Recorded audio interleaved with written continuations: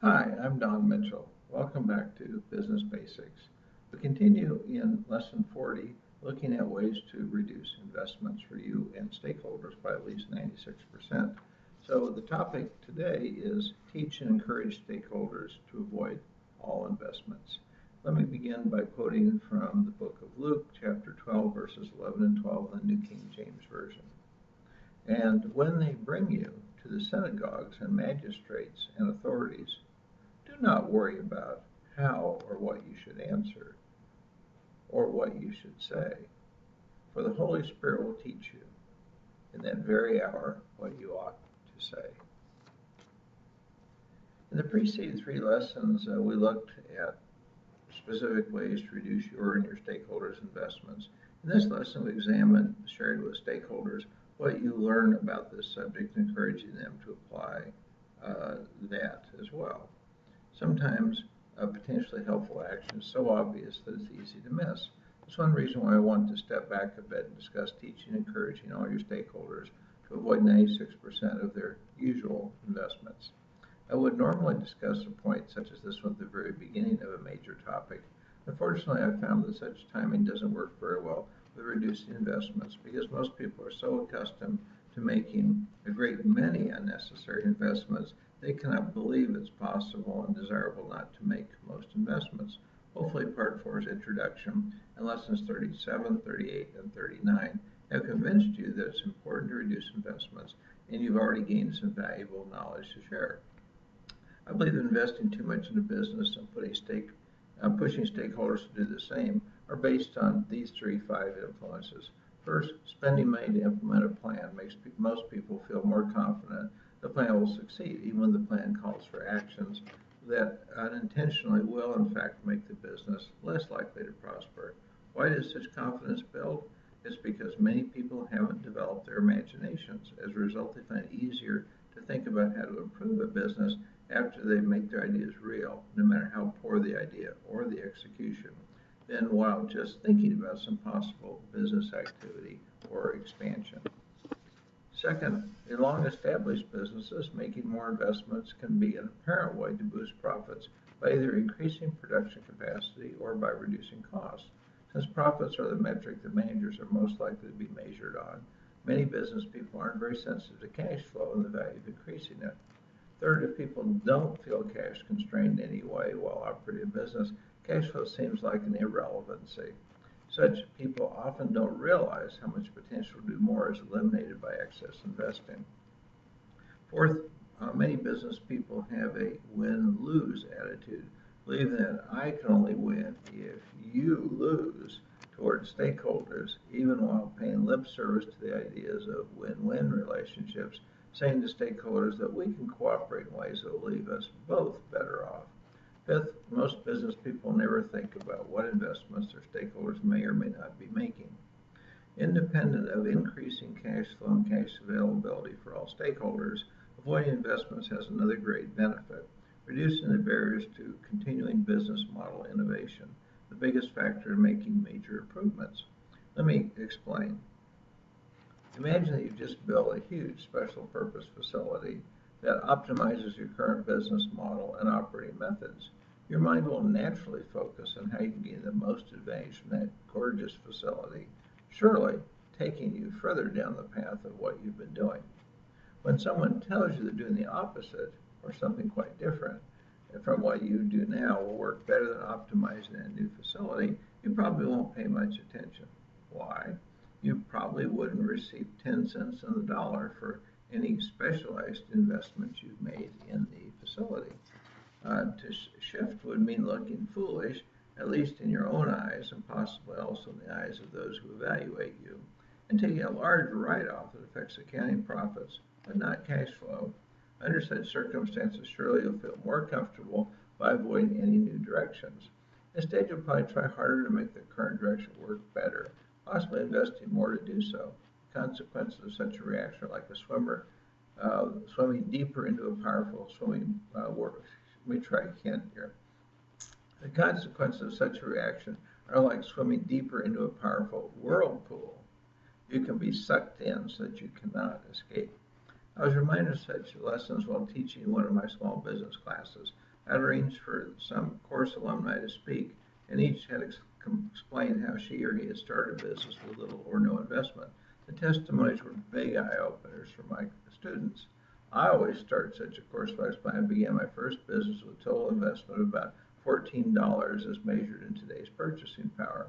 Knowing what I know today, I could have done a lot better. Instead of starting up the business by spending no money of my own, I received $100,000 of clients' money for advanced fee payments.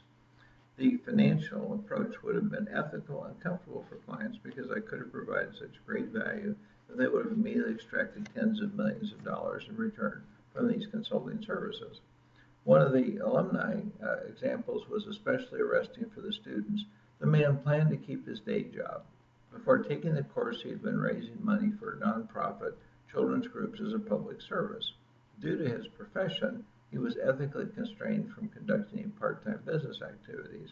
Despite his intention to make a little money through such joint ventures, he always lost money. While taking the course, we challenged him to revise his business model, to reduce investments, and he did an experiment during the last class from which he earned about $2,500.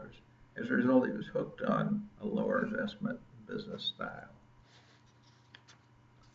Because he had little time for this activity, we pointed out that he should outsource everything he did. He took us at our word, and he now does that. He spends 98% less time on this part-time activity and earned a profit of $12,000 in 3 months from doing about 5 hours of work each week. And the best part is the new business model doesn't require much investment anymore. Pretty nice, as my father would have said. Another course graduate was asked how much money she invested for her business turned cash flow positive. She thought for a moment and observed that she'd been cash flow positive from before she started the business. She had sold customers prepaid classes at discount prices. Her original plan had been to invest hundreds of thousands of dollars. When asked about the change of plan, she commented that spending so much money would have been a big mistake. Her business would have been hurt, and her services would have been less valuable to customers. However, none of these small business owners had gone the next step and begun to teach their stakeholders to eliminate or to vastly reduce unnecessary investments. But of course, none of them at this time had access to this book's lessons from which to construct such teachings. You do, so let's look at a little further into what you could do.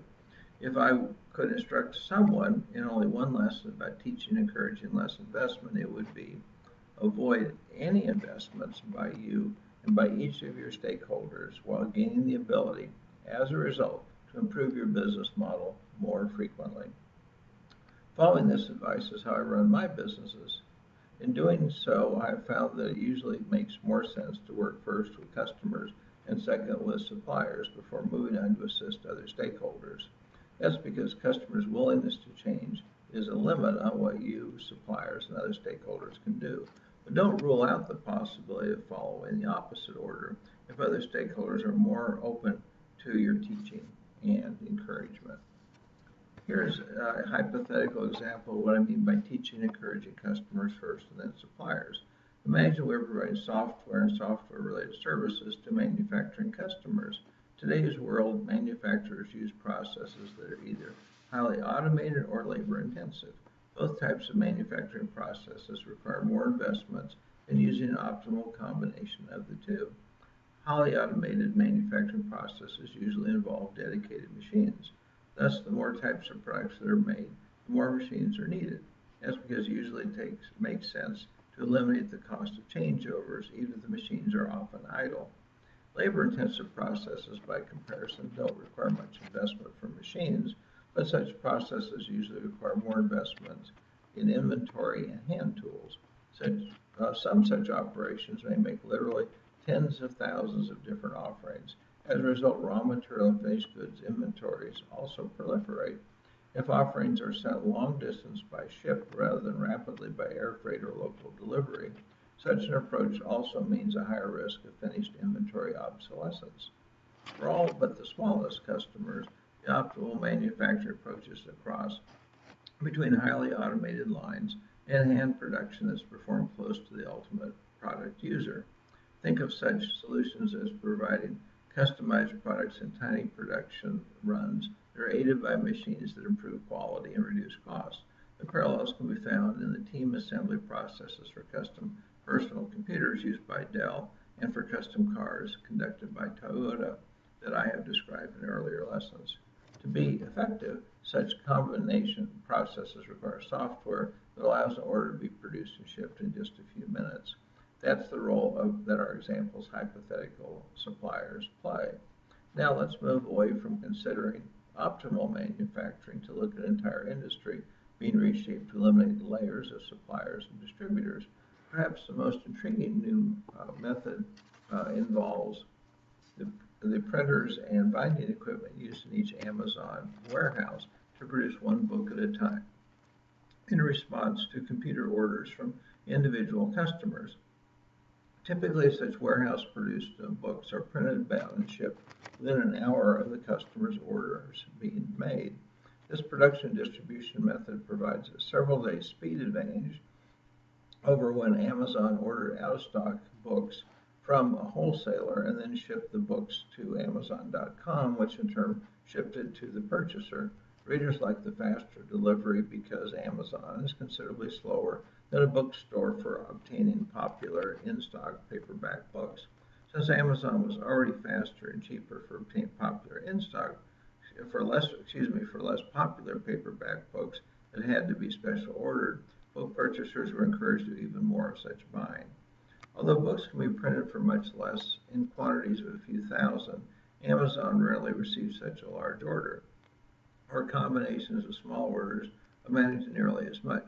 So instead, the company reduces the costs and investments of producing a single paperback book. One result has been to pay many self-published authors more than double per book what traditional publishers pay their authors in royalties. A software supplier that wanted to help a distribution customer make a similar shift would first have to persuade a customer of the advantages from such a manufacturing approach before it could make sense to provide the software to make such a process work well. Without having such a customer, there would be no point in developing the software to produce and to distribute products in this new way. Once the distribution customer decided to change, the software supplier could begin to work with equipment manufacturers to produce the right results. Typically, such a change would mean a major adjustment in the customers' and suppliers' business models. In working on such a task, you can also improve the competitiveness of your customers and suppliers so they'll be able to gain market share, increasing your revenues while decreasing your costs. Seldom do all such optimal changes occur at the same time. Instead, one improvement leads to another one, and so on. My understanding is that Amazon's improvements follow this 12-step sequence. First, software companies greatly reduced the cost of converting an electronic manuscript into a finished electronic template from which a physical book could be printed. Second, printing companies produced new equipment that made books one at a time at a reasonably low cost for so-so quality. Third, authors became good at working with software companies to produce electronic book templates, eliminating the need for most expensive editing, composition, and design services. As a result, authors could more easily bypass publishers. Fourth, specialist software companies were established to do tiny aspects of template preparation at still lower costs and more rapidly. Fifth, Amazon started buying software companies so that it could control the standards used in the electronic templates. Sixth, once standards were set that met the needs of many authors, Amazon began working with equipment makers to develop low-cost, print-on-demand equipment that unskilled people could operate in its warehouses with quality comparable to that obtained during the long production runs performed on offset printing equipment. Seventh, when the warehouse print-on-demand equipment was in place, Amazon increased royalty payments to authors to encourage more volume going through its specialized equipment and software. This shift reduced cost and investment intensity compared to buying finished books from traditional publishers and having substantial quantities of such books on hand to ship to customers. 8. Amazon began providing a new type of electronic reading device called the Kindle. This reader could use the same technology for electronic templates as the paperback books did, but did not require a manufacturing process to create a book, just some software manipulation. 9. As the Kindle volume grew, Amazon began cutting costs and making it simpler for authors to produce their books in Kindle format. 10. Quality of Kindle reader experiences improved and prices declined for the devices. 11, prices declined on Kindle format electronic books. 12, Amazon increased the number of print-on-demand facilities beyond its warehouse network so that time in the mail for physical books was often reduced by several days. This iterative process will undoubtedly continue, making it easier and more attractive for Amazon customers to buy print-on-demand books and Kindle-compatible electronic books. At the time of this writing, Kindle books were already outselling the combination of paperbacks and hardcover books on Amazon. Future changes will be aimed at supplying retail reading customers with more of what they like, such as lower prices, better quality, and faster delivery. All of the shifts will probably reduce investment intensity for customers, suppliers, and for Amazon. So what's the key point about teaching and encouraging stakeholders to avoid investments? Teach and encourage your stakeholders to avoid all investments, to do the same for their stakeholders, and to demonstrate ways to accomplish such results as part of a program to reduce investments in all activities for all stakeholders by 96% to generate a great amount of excess cash for all. So you have 5 assignments here. The first is to turn your operations into a model of avoiding investments and seek lessons for doing even better for your industry and similar activities in other industries. Second, find out what kinds of unnecessary investments your stakeholders are making. Third, identify what information and resources stakeholders need to avoid unnecessary investments. Fourth, help stakeholders see any existing investments that could be cashed out and avoided in the future to improve their business models, rate of business model innovation, and cash flow. Fifth, and then repeat the process described in steps 1 through 4 on a regular basis. So I hope this lesson has been a blessing to you and has given you lots of encouragement and insight in terms of how to work with your stakeholders to make them also much more productive in their use of capital. Thank you so much for listening. May God bless you, your family, and all you do in the name of Jesus. Goodbye for now. Talk to you soon.